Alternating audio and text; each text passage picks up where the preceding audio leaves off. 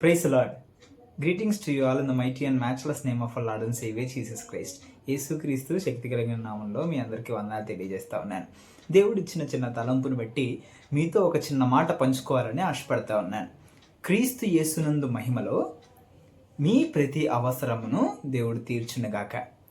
ప్రియమైన వారలారా, మన జీవితంలో చాలాసార్లు మన అవసరాలు చాలా పెద్దవిగా కనిపిస్తాయి.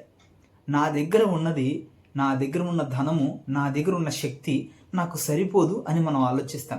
కానీ బైబిల్ చెప్తుంది, ఫిలిప్పీలకు రాసిన పత్రిక 4వ అధ్యాయం 19వ వచనములో, కాగా దేవుడు తన ఐశ్వర్యము చెప్పున క్రీస్తు యేసునందు మహిమలో ప్రతి అవసరమును తీర్చును. ఇశ్రాయేలీలు అరణ్యంలో ప్రయాణం చేస్తున్నప్పుడు వారు మన్నా తిని అలసిపోయారు.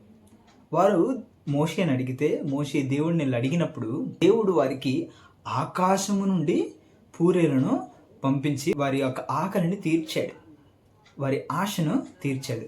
వారు కొంచెమే అడిగారు, కానీ దేవుడు వారికి సమృద్ధిగా ఇచ్చాడు. ఆ రోజు ఆకాశం నుంచి పూరేలు కురిసినప్పుడు 30 కిలోమీటర్ల మేర వారికి పూరేలు దొరికాయి. ఆ రోజు దేవుడు అంత గొప్ప కార్యం ఇశ్రాయేలీయుల జీవితంలో చేసిన అదే దేవుడిని మనం ఆరాధిస్తున్నాము. మనం ఆరాధించే అదే దేవుడు మన జీవితంలో కూడా అంతే గొప్పగా దేవుడు మనకు కార్యం చేసేవాడిగా ఉన్నాడు. మనము ఆయన అడిగినప్పుడు మనం ఆయన దగ్గర నుంచి పొందుకుంటాం. అదే యేసుక్రీస్తు చేతిలో 5 రొట్టెలు 2 చిన్న చేపలు ఉన్నాయి. ఇప్పుడు 5,000 మందికి పంచడానికి ఉన్నారు. ఆయన దాన్ని ఆశీర్వదించి పంచిపెట్టినప్పుడు 5,000 మంది సమృద్ధిగా తినగా ఇంకా మిగిలినయని వాక్యం చెప్తుంది. కాబట్టి దేవుని బాహుబలము ఎన్నటికీ తక్కువైనది కాదు.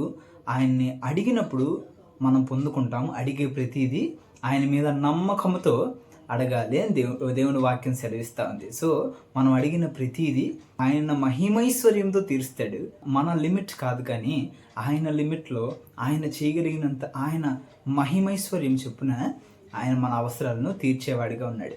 ఈరోజు మనం అడిగే ప్రతిదీ కూడా ఆయన మహిమైశ్వర్యంలో తీర్చగలడు అని విశ్వసించి అడిగినప్పుడు మనం ఆయన దగ్గర నుంచి సంపూర్ణంగా పొందుకునేవారుగా ఉంటాం. కాబట్టి ఈ చిన్న వాక్యము మీతో పంచుకోవాలని ఆశపడ్డాను.